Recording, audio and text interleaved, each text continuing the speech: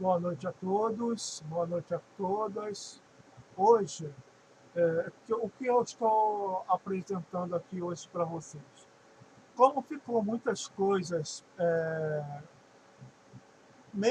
não ficam muito claras por causa da, do som que ficou falhando, que a minha internet não é muito boa. Por isso que eu, em vez de fazer uma live, eu estou fazendo uma gravação e vou postar para vocês os, os comentários que eu iria fazer usando o PDF, né? É, que é o que não pode ser usado, né? Porque no momento, vocês sabem, o uso do, do sistema, que na plataforma que foi usada, a gente não tinha muito domínio e não sabia como usar esse PowerPoint, né?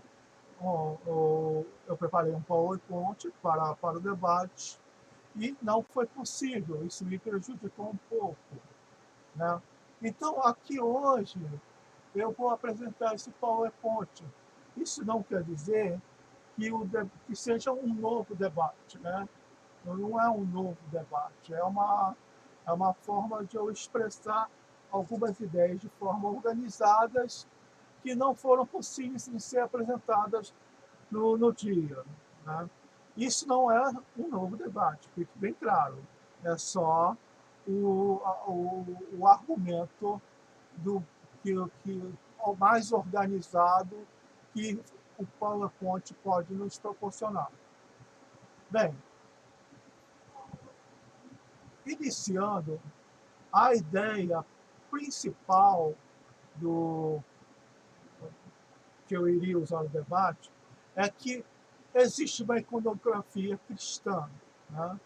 Então, essa iconografia cristã sempre apresentou é, resistências dentro do cristianismo, mas também ela foi muito utilizada pelos cristãos desde o início do, do surgimento do cristianismo. Então, declaro, há problemas e há possíveis soluções no pensamento teórico sobre isso.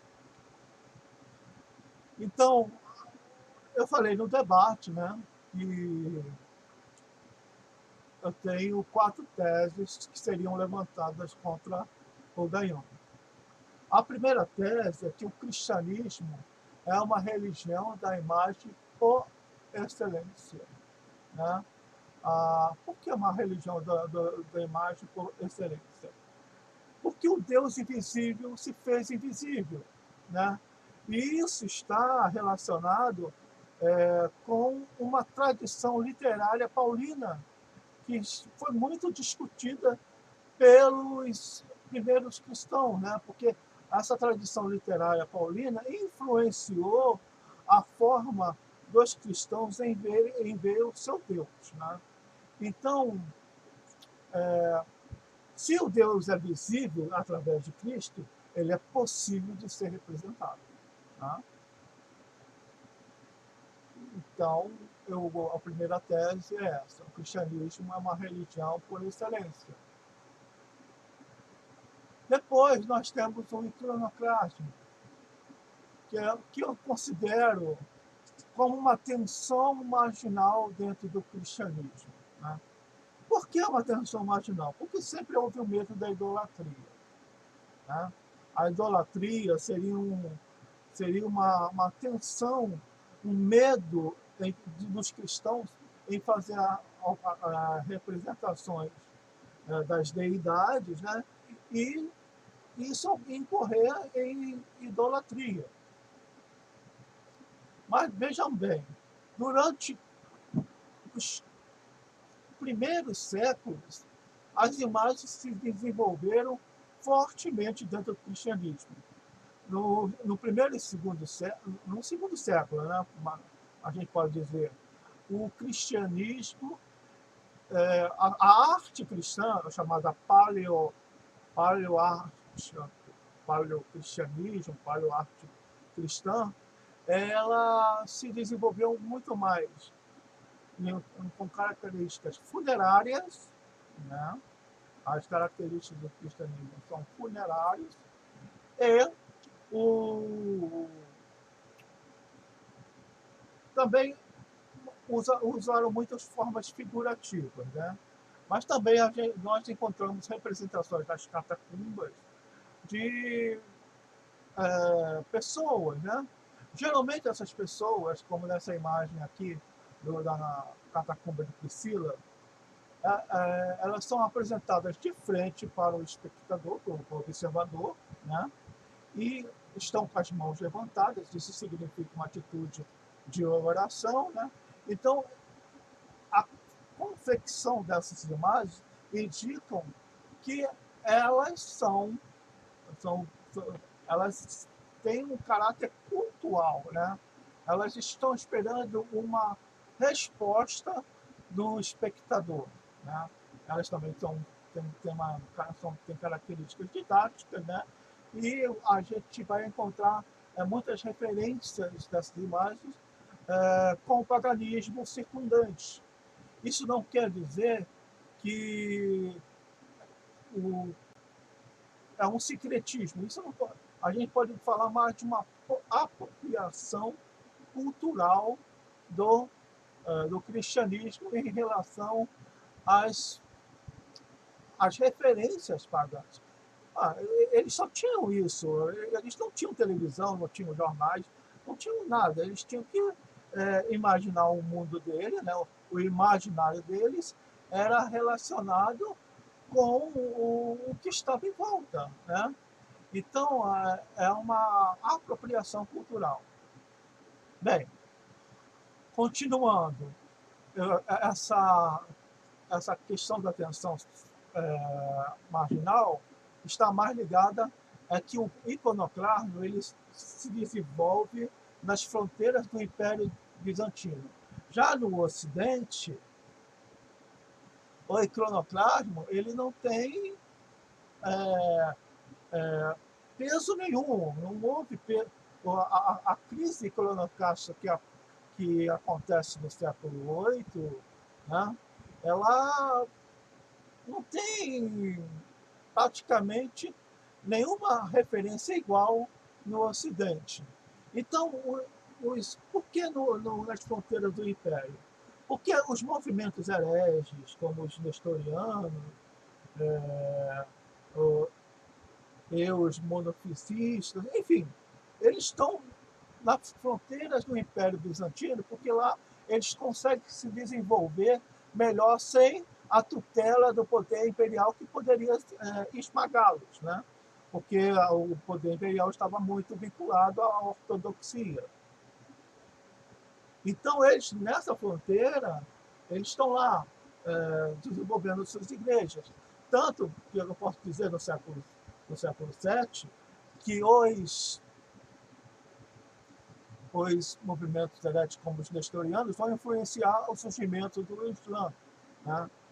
E eu acredito muito que o iconoclasmo dos islâmicos é muito mais cristão do que judeu. Mesmo porque o judaísmo da época dos 5 primeiros séculos, ele é um judaísmo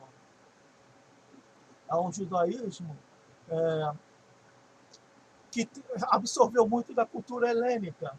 Então, a gente tem muitas sinagogas com europos, turo-europos, que tem diversas imagens dentro dessas sinagogas. Não só em algumas regiões, mas por todo o Império. A sinagoga de Cafarnaum, na época de Jesus, tinha imagens, né? As imagens estavam lá. Jesus pregou diante de várias imagens dentro do templo da sinagoga. Tá? Então, o iconoclasmo muçulmano ele tem uma origem bem cristã. Né? Continuando, no 3. Meu antagonista se baseia numa leitura positivista das fontes. Como eu falei no debate, a questão é que o meu antagonista ele tem uma visão em que o texto é mais importante do que as outras fontes. Ele não acredita que as outras fontes são importantes para revelar o que o texto não diz. Porque uma coisa, como fala Jacques Legoff e outros historiadores, o texto tem uma intenção, tem uma intencionalidade. Isso quer dizer que o texto ele foi criado para revelar uma visão do passado. É uma visão, geralmente a gente pode falar que é a visão dos vencedores, mas também os perdedores, como os iconoclastas, também criaram seus textos que projetam a visão que eles tinham do mundo, né, e a visão do passado. 4. Não se pode falar iconodulia para o Ocidente no primeiro milênio. Né? Como eu falei no debate, o primeiro milênio, ele no Ocidente, ele não teve muitos questionamentos em relação às imagens. Né? No Oriente, a gente tem a questão da crise iconoclasta. Né? Mas durante 6 séculos particularmente, não houve um movimento organizado contra as imagens. Né? Esse movimento, por quê? Porque as imagens eram bem aceitas. Né? Somente no século VI é que começam alguns questionamentos, né? Porque os ícones se tornam mais populares, né? Eles se tornam mais presentes. Então vamos continuar. Deixa eu falar das imagens. Já falei da de cima. Essa imagem aqui, escultória, é de Jesus como um bom pastor. É do século III. Né? É uma imagem tridimensional, que eu coloquei por causa disso. E também há umas referências da cultura pagã, porque a imagem de Cristo não é a imagem que a gente conhece, né? Que é representada por nós hoje. Voltando. Aqui do lado da imagem da escultura, há uma patena. A patena é onde se coloca a hóstia, né, durante a missa. Essa patena é de vidro. Ela mostra várias imagens. Isso representa o quê? Uma característica pontual das imagens. Essa imagem aqui dessa patena do século V. Aí eu também quero deixar claro a questão do que é aniconismo. O aniconismo, nesse caso do meu antagonista, ele não é muito claro. Então ele tem muitas coisas não muito bem definidas. Então o aniconismo pode ser várias coisas, pois depende muito da concepção, né, do autor, de cada autor. Nesse caso, o aniconismo pode ser a oposição ao uso de imagens, né, como a não representação de uma realidade, ou uma ausência de representações materiais do mundo sobrenatural. Nunca pode ser resumido a não confecção de imagens. Né? Portanto, a definição do iconismo pode ser muito vaga. Se for, não tinha imagem. Que imagens? Né? Formule melhor isso. Para alguns adeptos dos conceitos, né? Um escritor pesquisador deve ser claro em suas definições.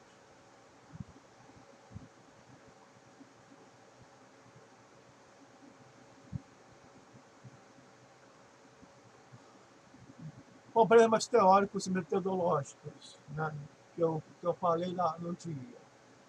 O método positivista de análise, que é o método que achar que a imagem ela é tudo. A imagem é desculpa. O método positivista de análise diz que o texto se sobressai sobre outros documentos, né? Só que o texto ele é mais fácil de ser falsificado, né? E também o texto, a intenção do texto também é importante, né? O que o escritor pensava, qual é a ideia de passado que o autor quis mostrar, qual é a ideia de sociedade, né? Ele tinha uma ideia própria, né? Ele tinha algo para dizer, que pode ser muito vinculado ao grupo ou às ideias dele. Outra coisa é a falta de unidade metodológica. Tá? Você também tem que entender que há outros autores que não concordam contigo.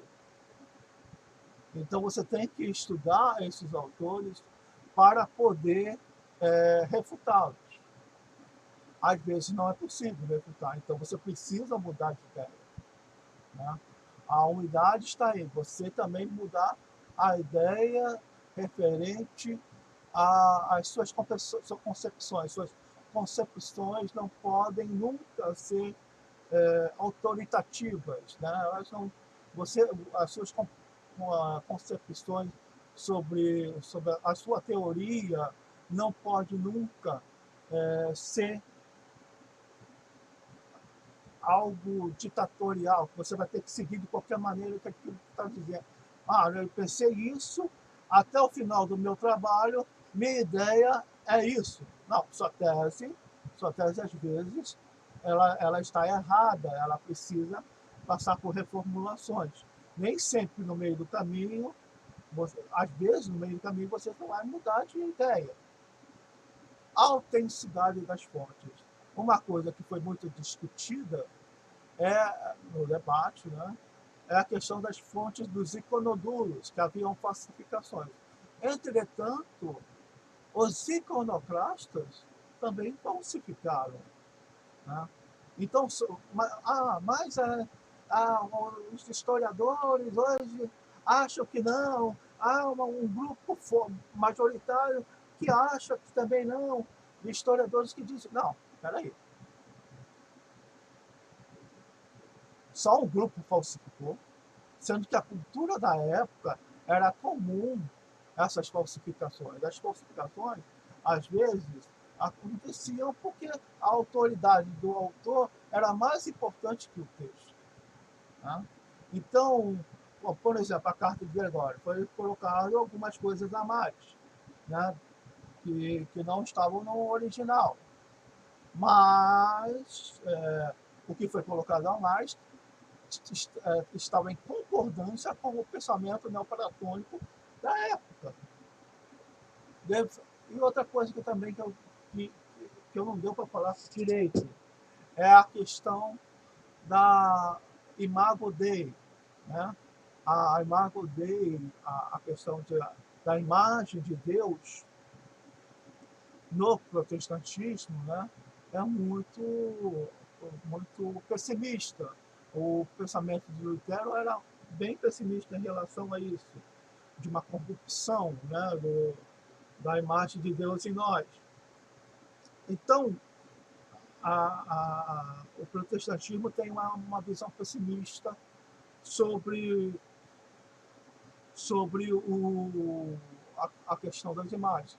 Claro que o luteranismo, por exemplo, tem imagens, né, mas eles não têm o mesmo vínculo afetivo que nós temos com as imagens. Mas, mesmo assim, tem. Então, isso quer dizer que, mesmo com o pensamento pessimista de Lutero, a imagem no luteranismo se prevaleceu, como prevaleceu no anglicanismo. Agora, essa era a mais importante imagem do PDF. Tá? que eu não pude apresentar, né? Quero deixar bem claro que eu apresentei o PDF antes para o Jadson, para ele fazer uma censura caso tivesse alguma coisa que fosse ofensivo. Jadson disse que não, né? Que apesar por exemplo, esse print ele está visível para todo mundo numa comunidade de debate, né? Então é público. Então, o que eu quero falar desse print?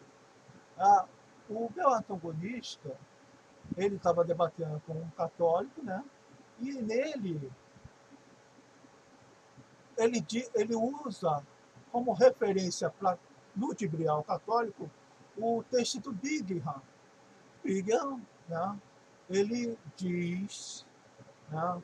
Ele diz que os textos iconoclastas que foram usados na época eram falsos, né? Principalmente os textos do Epifânio. Ele faz uma argumentação muito convincente disso, né? E usa também testemunhos do passado. Daí, o meu antagonista, né, usa o Brigham como apoio para a ideia iconoclasta dele. Só que Brigham é contra isso. No livro do Brigham, que ele citou, há um trecho que diz que Nicéforo rejeita completamente a imagem do testamento. Holly e Ostrogoth aceitam que sim. Purgar, que é outro pensador, acha que isso é problemático. São João Damasceno tinha uma dupla linha de defesa contra isso, que é uma linha de defesa convincente. Em primeiro lugar, ele acreditava que a vontade seria o testamento do Epifânio, né?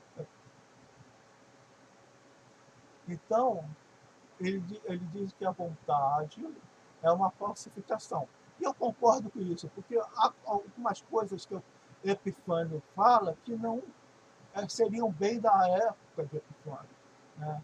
Há algumas coisas que o pensamento é mais moderno, seria mais relacionado ao século da crise iconoclástica do que da época de Epifânio.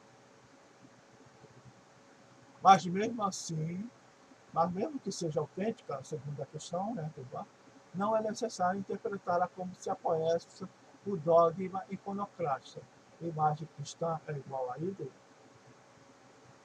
Continuando, aí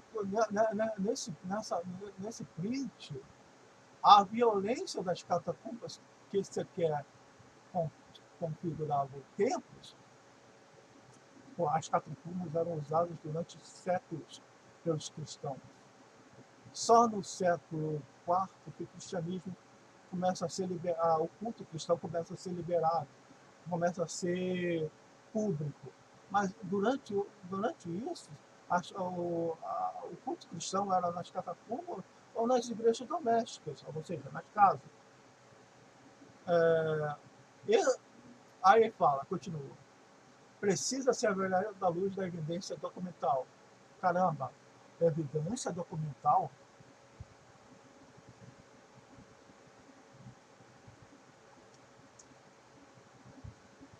As evidências da catacumba, as imagens, são documentos.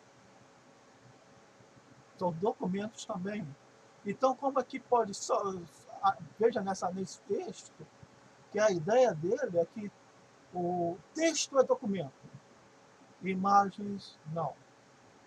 E eu falo para os meus alunos que documento é tudo que o homem produz. O documento histórico é tudo que o homem produziu no tempo. Aí, continuando. E se a evidência documental é clara o suficiente para condenar o que está nas catacumbas, ela encerra a questão. Não encerra, não. Tem que haver confrontos de documentos. Tá? Aí quer dizer que só um documento tem que prevalecer? Isso é positivismo. Isso não é análise histórica moderna. né? É positivismo puro. Então, as evidências, continuando, né, repetindo, o argumento que dos quais os iconondulas sempre podem. Epifânio está proibindo fazer imagens em cemitério. Isso é do texto do testamento dele, que é altamente contestável, esse testamento. Provavelmente é uma falsificação posterior. A evidência da... Continua, ele repete. A evidência das catacumbas que se quer conferir o tempo precisa ser avaliada à luz da evidência documental. Ele repete que as imagens da catacumba, tudo que foi produzido ali, toda a evidência arqueológica, toda a evidência da pesquisa não é documento. Tá? Positivismo.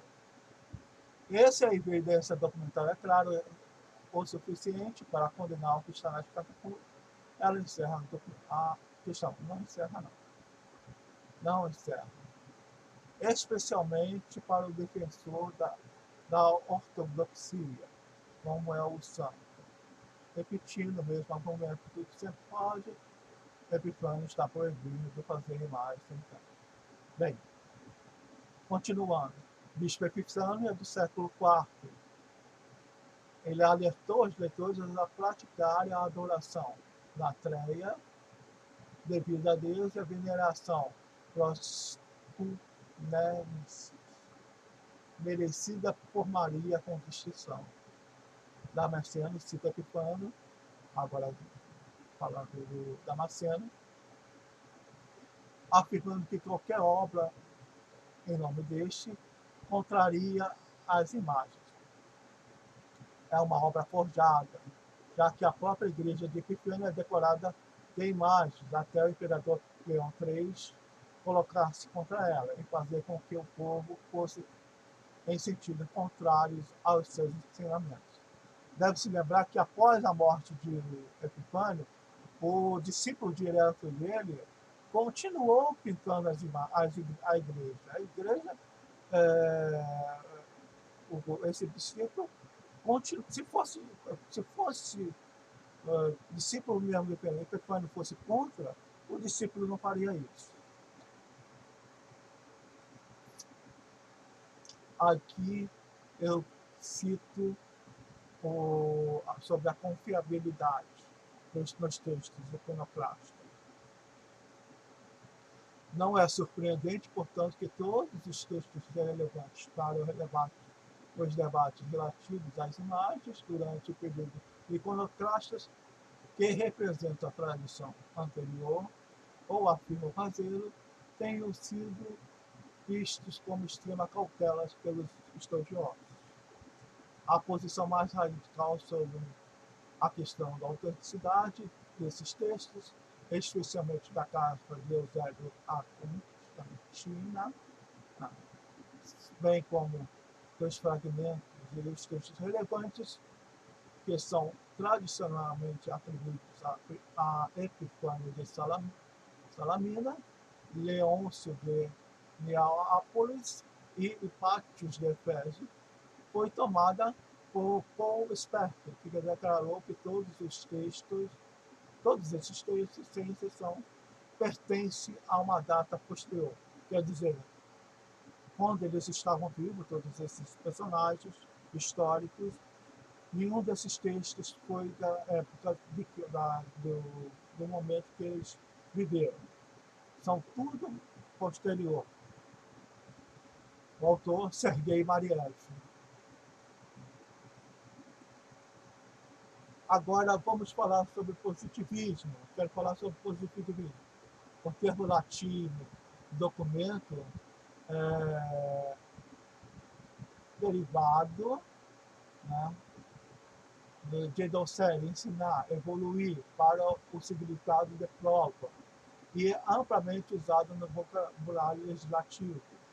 É no século XVII que se define a linguagem jurídica francesa. A expressão titre de documentos, é o sentido moderno de testemunho histórico, e o sentido moderno de testemunho histórico data apenas do início do século XIX.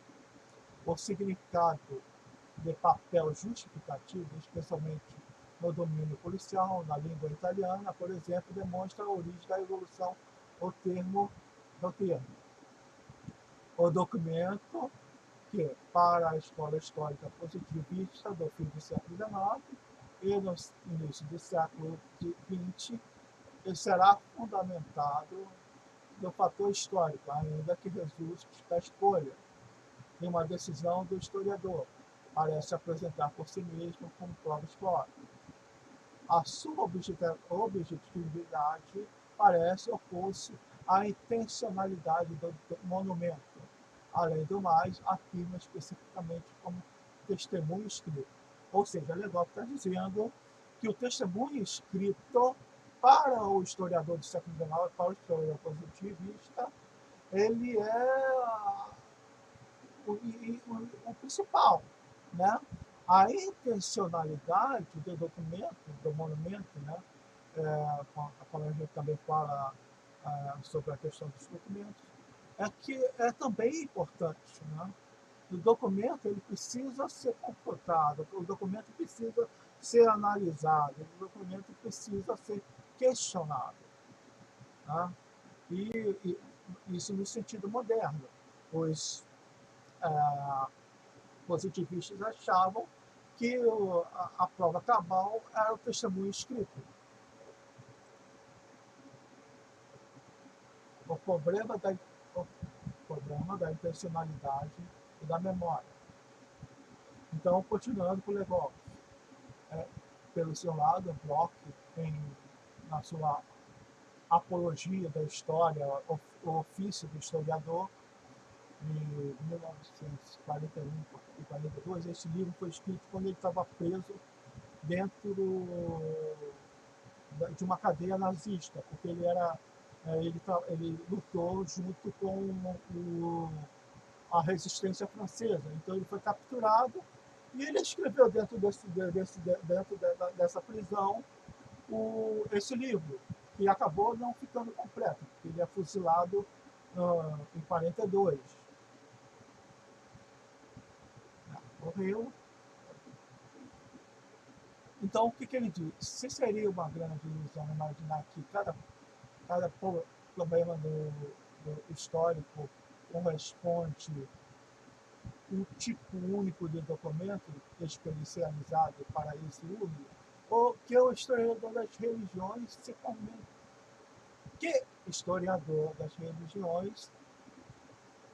se contentaria em consultar os tratados de teologia ou recolha de hinos. Isso quer dizer que ele está criticando o historiador que só está preocupado com o texto. Ele sabe bem sobre as crenças e as sensibilidades mortas, as imagens pintadas ou esculpidas nas paredes dos santuários, a disposição e o mobiliário das tumbas. Tem, pelo menos, tanto para dizer quanto muitos escritos. Ou seja, Legoff está falando que... Desculpa. Legoff está dizendo que o documento é importante. O documento, nesse sentido, imagens pintadas, esculpidas, paredes de santuários, mobiliário, enfim, tudo. Né? Tudo é importante para dizer sobre o imaginário na história das religiões. Né? Legoff que diz isso. Esse texto, documento monumento, é um dos textos mais importantes da historiografia atual. Né? Ele, na faculdade, é um dos primeiros textos que a gente lê. Na faculdade, a gente tem de história. Uma das coisas que a gente aprende a não ser positivista, ser positivista. Não devemos fazer a análise com uma cabeça de um positivista.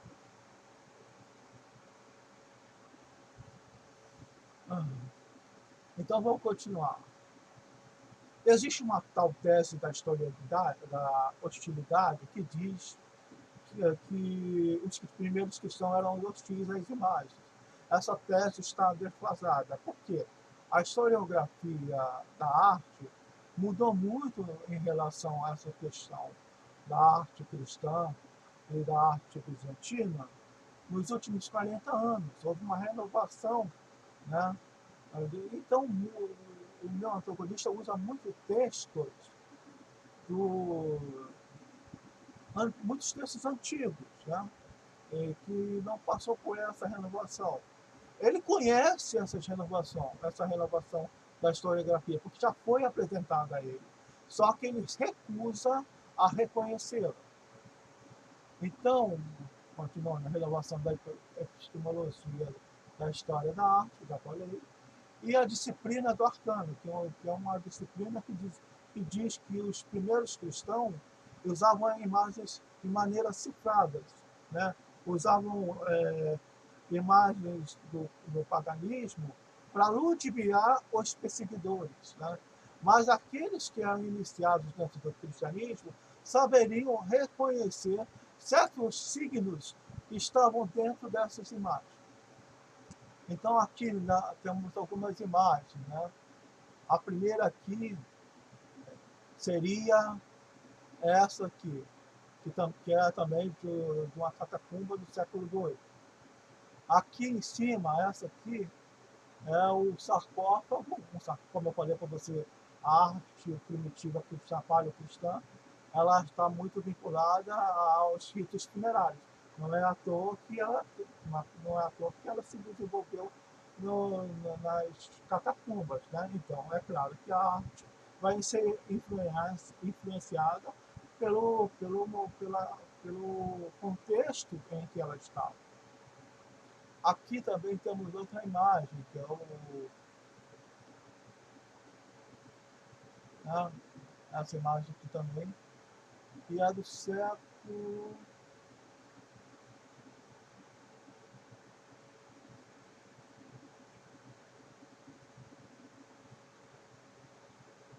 Também é do século II, né? É século II e século III.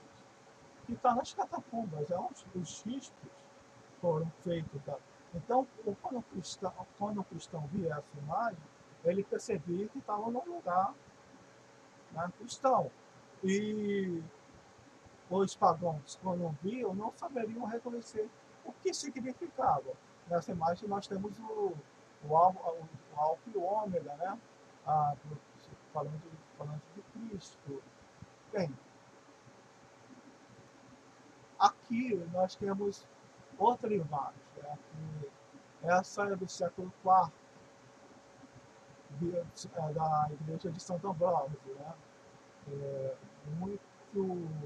é um batistério, século, né? Antes mesmo da ideia do antagonista, né? Porque ele diz que antes do século VI o cristianismo é anicônico. Não era, as artes está cheio de imagens pelo mundo cristão. Aí nós temos também a imagem do bispo Conde Deus, bravo esse nome, de Cartago. Então esse bispo de Cartago, ele também teve um retrato contemporâneo em um mosaico numa catacumba de Nápoles, século V. Note as feições bem africanas do bispo. Note também que as imagens, essas duas imagens, elas são frontais. Elas pedem uma reação do observador. Né? Essas imagens têm um sentido cultural mesmo. Então, a figura está olhando para você. A figura está, muitas das vezes, em uma atitude de oração. Então, também você vai se sentir imbuído e também está em oração diante dessa figura. Várias figuras nas catacumbas estão representadas na postura orantes, o que indicam a função cultural das bestas.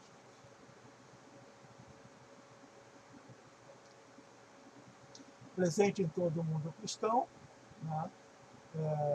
As provas arqueológicas são abundantes. Nunca houve um trabalho sistemático contra as imagens antes do século VI. Né? A partir do século VI, diante dos inimigos internos da igreja, é que vai se formular toda uma teologia da imagem, porque antes não era necessário. Né? Então elas já eram produzidas, apesar de alguns medos e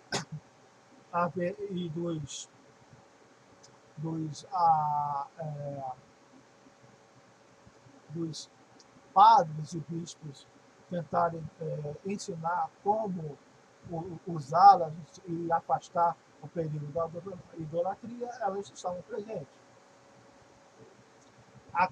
Tanto que a questão que o antroponista falou, a questão do Agostinho iconoclasta, que é um verdadeiro absurdo. Né? Ele pega um texto do Agostinho em que ele está ensinando às pessoas qual é o verdadeiro sentido de...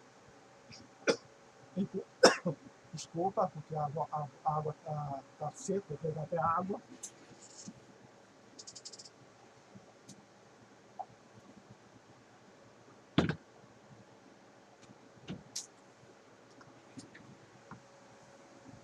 Então, Agostinho vai mostrar, vai ensinar, ele age como um pastor para dizer que a imagem que eles estavam usando era incorreta. Né? Então, ele não está ensinando num sentido iconoclasta sobre a imagem. Né? Verdadeiro absurdo essa ideia de Agostinho iconoclasta. Depois do crise leva uma definição doutrinária e a normatização de suas convicções. Nicéforo, Damasceno, Teodoro Estudita e outros vão fazer trabalhos, tratados, defendendo os usos das imagens.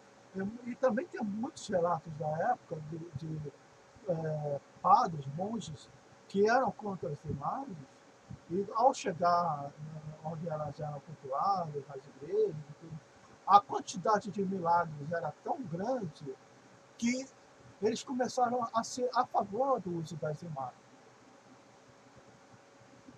Então, voltando aos assuntos que eu falei, doutrina das imagens envolve primeiro no Oriente, né?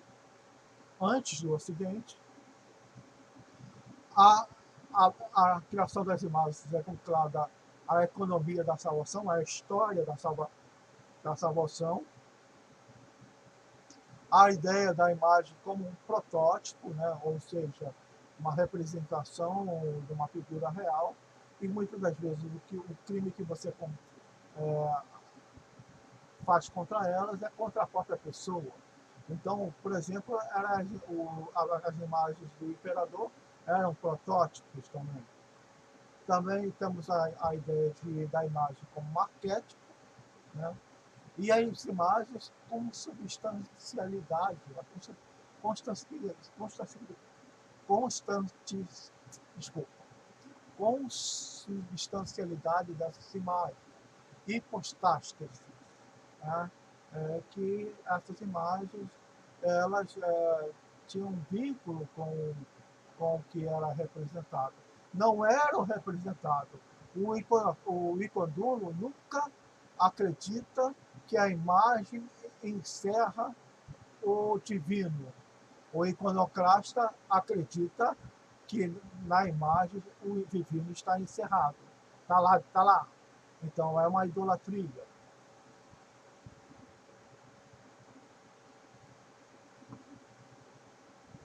A ideia de trânsito seria que a imagem ela existe, o cristão não enfermou na oração, e no louvor é tão grande que a imagem que o Deus, né, que Deus se aproxima, né, e os milagres acontecem. Por causa da imagem, Deus se aproxima do ser humano. O iconoclasmo é uma atenção marginal do cristianismo, eu já falei. Já falei também do monofisismo, do nestorianismo e do islã. E muito do que eu falei aqui está vinculado com a ideia do bispo Nicéforo. Também aqui temos a imagem de Nossa Senhora, salvadora dos povos romanos, né? É o que está escrito ali em latim. Essa imagem tem uma história muito interessante, pois ela quebra com a argumentação do antagonista de que o Gregório Magno, o Papa, né, acreditava que as imagens tinham somente um sentido pedagógico, de instrução. Né? O que aconteceu? No ano de 1593, houve uma peste em Roma. Essa peste matou muitas pessoas. Então, qual foi a solução do Papa Gregório? Mandar trazer a imagem de Maria, né, do Oriente, que eles acreditavam que era uma imagem feita por São Lucas, claro que não era. Né? Essa imagem poderia ser, no máximo, uma cópia dessa imagem que São Lucas fez. Essa imagem de São Lucas foi perdida. Então, essa imagem foi trazida no barco cheio de flores, né? O Papa recebeu ela pessoalmente e fez uma litânia, chamada litânia Septiforme. Essa litânia aconteceu nesse ano de 1593. Eles fizeram uma procissão por toda Roma, passando pelas principais basílicas de Roma, e chegam na Basílica de Santa Maria Maior, onde eles entronizam a imagem de Nossa Senhora. O que aconteceu? A peste acabou. Né? Mas isso é uma questão de fé. Você não tem, então, obrigado a acreditar na presença sobrenatural. Mas a história é isso. E outra imagem aqui embaixo, né, há um relicário. Né, é um relicário ocidental, onde serão deixadas as relíquias, né, os corpos dos mártires. Agora, no Ocidente, né, já está muito grande esse vídeo, então eu vou terminá-lo em 10 minutos, 12 minutos. Né? Está enorme demais. A presentificação, que seria uma ideia muito parecida com o do trânsito. Né? Mas, lembre-se, o desenvolvimento da imagem do século do Ocidente só foi se terminar no século XIII, com um dos livros que influenciaram a ideia de imagem é que os textos do Oriente começaram a aparecer no Ocidente devido aos movimentos das cruzadas. E um dos textos importantes dessa época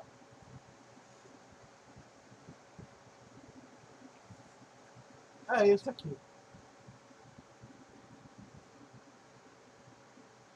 A Hierarquia Celeste, do Pseudo Dionísio Areopagita. Esse é o Pseudo Dionísio, né? Acreditava que era um santo do século I, né? Que teve contato com São Paulo, mas na verdade não é. Mas isso não quer dizer que o texto seja uma falsificação. O texto foi um texto que foi dado ao autor, né? Que não era que o escreveu, mas ele é chamado de pseudo-epígrafos, né? Que não é algo que pode ser classificado de forma pejorativa como uma falsificação. Então, continuando, os ocidentais acreditavam que existiam verdadeiras imagens, e essas verdadeiras imagens eram relacionadas ao tempo histórico de Jesus. Elas tiveram contato com os santos da época de Jesus e com Jesus e Maria. Enfim, essas imagens. Por isso que existe surgiu tanto na Idade Média várias relíquias de santos, né? Essas relíquias, muitas eram falsas, né? Mas mesmo assim a fé da pessoa fazia o milagre acontecer, mesmo a relíquia sendo falsa. Mas isso é importante a gente saber, né? Porque isso está relacionado com a questão do que os ocidentais acreditavam na questão histórica de Jesus, tá? Na presença histórica dele. Para o oriental, o importante era a questão, a imagem icônica, né? Não tinha muito vínculo com o pensamento do cristianismo, dos ícones terem tido relações com os primeiros cristãos. Não é isso, né? Já o ocidental acreditava nesse contato, né? Isso é importante, né, também, porque a ideia de que essas relíquias eram é, é, fragmentos de ossos, panos, enfim, isso significa que eles acreditavam que o cristianismo era uma religião que aconteceu, que não era uma formulação mitológica, que era uma questão de um pensamento que o cristianismo foi construído por figuras históricas, que existiram realmente. Bem, aí o que acontece no Ocidente? Por volta do ano 1000, né, aparecem as imagens, várias mudanças, né? Uma delas é a questão da Verônica, ou seja, verdadeiras imagens. Surge a questão surgem os lobos santos, que eram igual essa imagem aqui, do Cristo vestido, e também do crucifixo, que a gente conhece atualmente. No ano 1000, as imagens no Ocidente elas passam a ter 3 dimensões, né? São tridimensionais, né? Então, uma coisa da tridimensionalidade é essa relíquia de santo aqui, né? Ela é escultória, ela tem 3 dimensões. Se a gente pegar eu já mostrei a imagem do relicário antes desse, o relicário é um baú, né? Um baú com cenas pintadas, talvez as cenas sejam a história do santo. Então, do século XI ao século XIII, a influência dos gregos, né? Os gregos acabam influenciando muito o pensamento e consolidam esse pensamento sobre as imagens entre os ocidentais. Bem, há também a questão da autonomia do autor. No século XIII, né, principalmente com o surgimento do movimento renascentista, o autor ele acaba se desvinculando, né? Antes de se fazer imagem, às vezes a gente nem sabia quem era o autor daquela imagem, né? Nas catedrais góticas, existem imagens no teto que o fiel nunca irá ver. Por que essas imagens foram construídas? Porque a mentalidade da época disse que as imagens tinham significado não para o espectador, mas também para Deus. A autonomia do autor se concretiza no século XV, né? Então, no Ocidente, né, acaba transformando o artista em algo que não está mais somente vinculado com a ideia de arte dentro das igrejas. Isso não quer dizer que não existia arte pictória, dentro da idade, arte escultória, dentro da Idade Média, existia. Né? E havia imagens também de sentido profano e também imagens que estavam vinculadas ao poder cívico, ao poder do imperador. Né? Então, a imagem de cavaleiros, de escultura de cavaleiros, escultura de diversos tipos. Né? Mas no século XV, o autor tem maior liberdade. Né? Bem, finalizando, graças a Deus, porque já são 55 minutos, vai ter imagem sim, e sem reclamar, vamos comemorar o triunfo da ortodoxia. Concluindo, as teses do meu protagonista são fracas. Nenhuma delas se sustenta à luz do documento material ou do confronto de documentos. Confronto de documentos é muito importante para o historiador. Fazer opiniões baseadas em seletividade texto, ou seja, uns textos servem, outros devem ser destacados. Né? A mesma coisa é a ideia de que só os iconoduros fizeram falsificações. Os iconoclastas não? Não tem sentido. Demonstra um certo despreparo historiográfico. Então, aqui diversas imagens, né?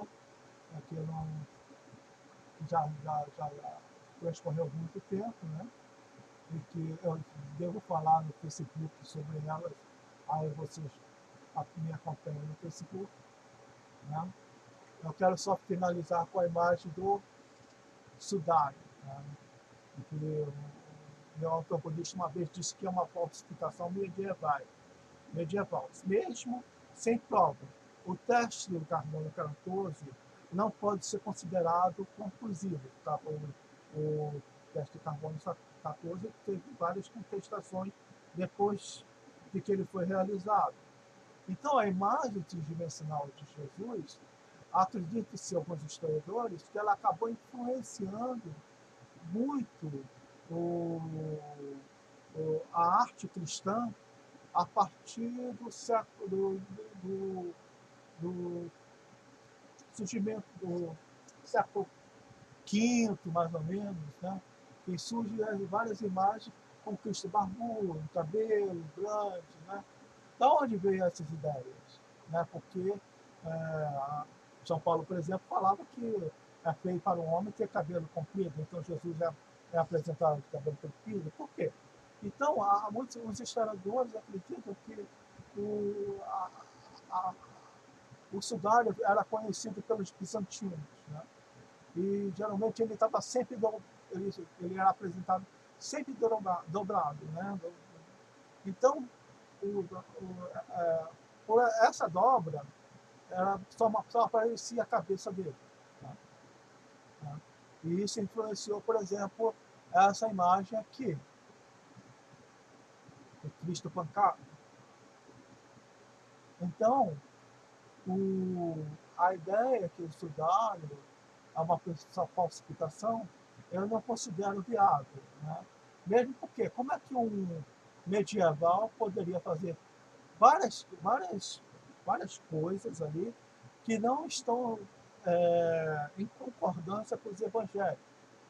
Né? Então, há várias questões no sudário, como que, por exemplo, ele foi feito pela desidratação da fibra. E essa desidratação é maior conforme o contato do pano de linho com o corpo. Então, como é que isso é possível? As chagas da mão estão no pulso. Né? E as representações no meio da palma da mão. E isso é impossível, porque se eu mudasse o prego no meio da palma da mão, rasgaria a mão. Aqui tem um espaço no osso que você pregando sustenta o corpo. Então, tem várias coisas no sudário que dizer que é simplesmente uma falsificação não se sustenta. Então, encerro por aqui hoje, lembrando que isso aqui não é um debate, e que o vídeo, infelizmente, ficou muito longo.